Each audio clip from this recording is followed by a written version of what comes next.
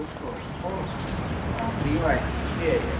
Un šis tātad sadarbībā ar Rīgas domu, šis ir šī projekta turpinājums, kas mums palīdzēs arī tālāk vēl paplašināt internetu pieejamību Latvijas iedzīvotājiem. Protams, kas ir svarīgākais, sākoties sezonai, arī šis pakalpojums būs bez maksas pieejams turistiem. Un, protams, mēs neaprobežojamies arī kā lielākais elektronisko pakalpojumu sniedzējs Latvijā. Mēs arī plānojam sadarbībā ar citām pašvaldībām piedāvāt bezvadu internetu arī tuvākajā laikā pieejams Liepājā, Rezaksnē un Ventspilī. Mēs jau tam sarunas arī ar šīm pašvaldībām. Tā, paldies, un ceru, ka viss darbosies un visiem būs iespēja arī izmantot mūsu pakalpojumu. Paldies, Volkungam.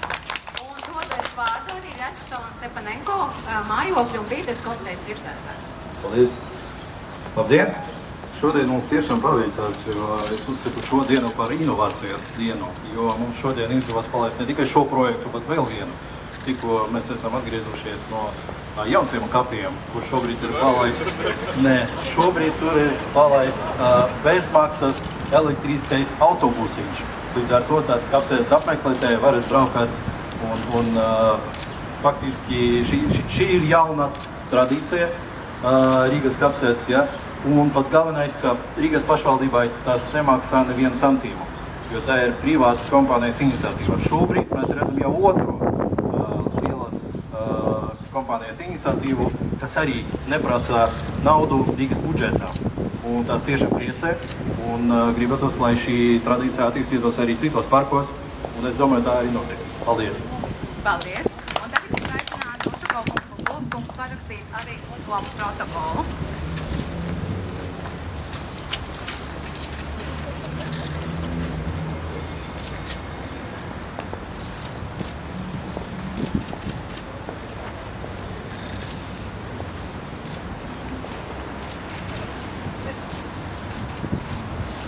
Paldies visiem!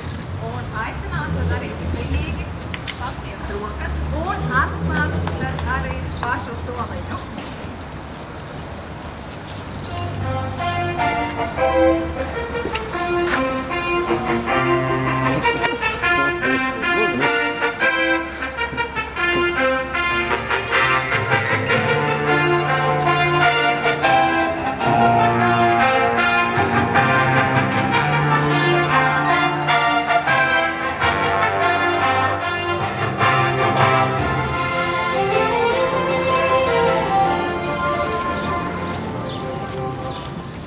Arī ikvienu klātesošo pārbaudīt Wi-Fi pieslēgumu, nepieciešamības gadījumā uzlādēt savus gala iekārtas dators, planšetdators, mobīlos tālruņus, jo ir arī elektrības pieslēgums un veiksmīgi izmanto šī mūsdienu tehnoloģiju priekšrocības. Paldies visiem!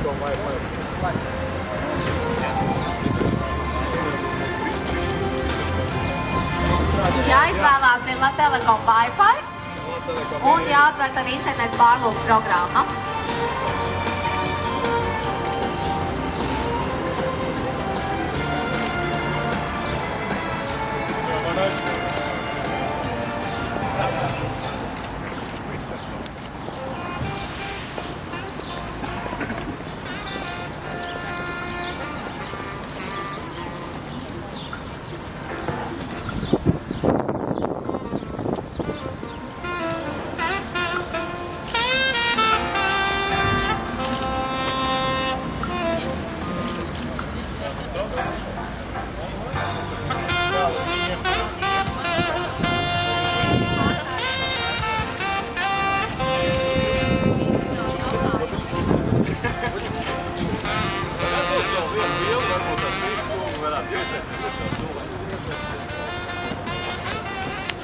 Ar telefoniem vai bez telefoniem?